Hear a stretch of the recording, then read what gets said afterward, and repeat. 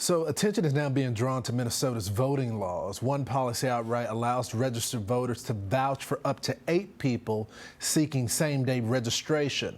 But catch this, without an ID. And it goes even further. For those living in residential facilities like nursing homes, employees can vouch for an unlimited number of residents. Looking at past Minnesota elections, the amount of same-day voter registration is staggering, well, outside the margin of victory. Joining us now, conservative activist and early vote action founder, Scott Presler. Scott, welcome to the program. You're on the ground a lot, and you love registering people to vote. But this is concerning. Not only are they doing it same day with an ID, without an ID, but they allow other people to vouch for other voters. Yes, I want to be very clear. This is according to Minnesota state law that with vouching, no proof of residency is required. No photo or voter ID is required.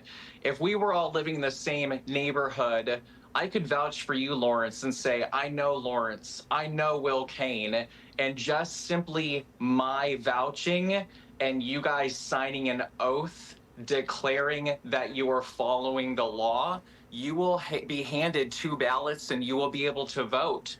And if I have 6 other friends that I vouch for, my one registered voter in Minnesota could get 8 voters. Now, what's even more concerning, and you just said this earlier, is that if I were an employee at a residential facility, according to state law, I could vouch for unlimited voters by simply showing proof of being an employee at the residential facility. And so thanks to Nick Shirley, we are now exposing potential fraud when it comes to our election system.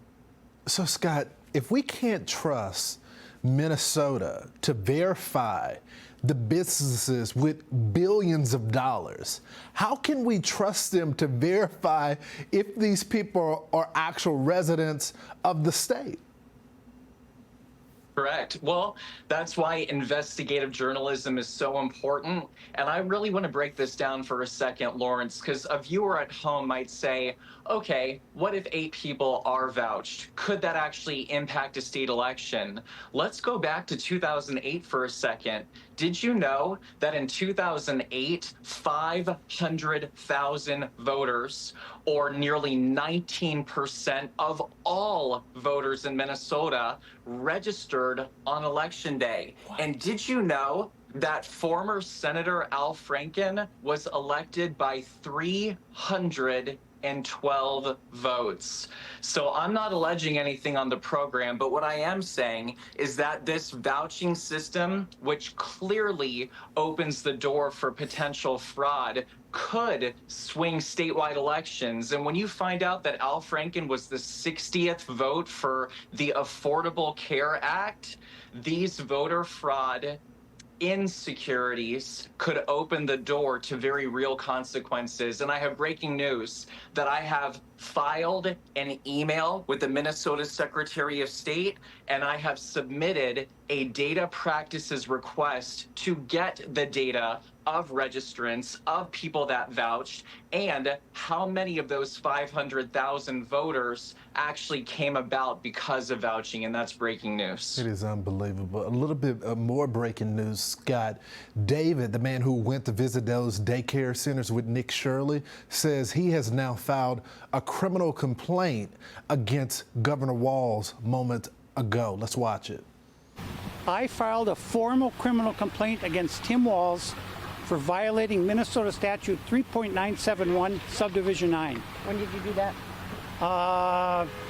3 or 4 weeks ago. Okay, Recently, okay. Yeah. So there's an investigation ongoing, and I think Tim's going to have a bad day, and he deserves it because he allowed this fraud because he wanted the voting block that the Somalis represent, because they all vote in a block, and it's 100,000, 150,000, who knows how many. But it's so bad now that when we go to a facility, they're already screaming, Nick Shirley, Nick Shirley, Nick Shirley. Unbelievable. Final reaction, Scott.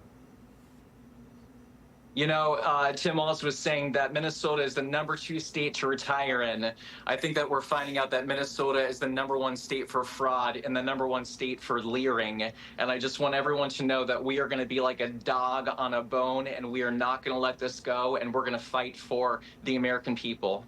Yeah, I want people to go to jail, and I want the money back as well.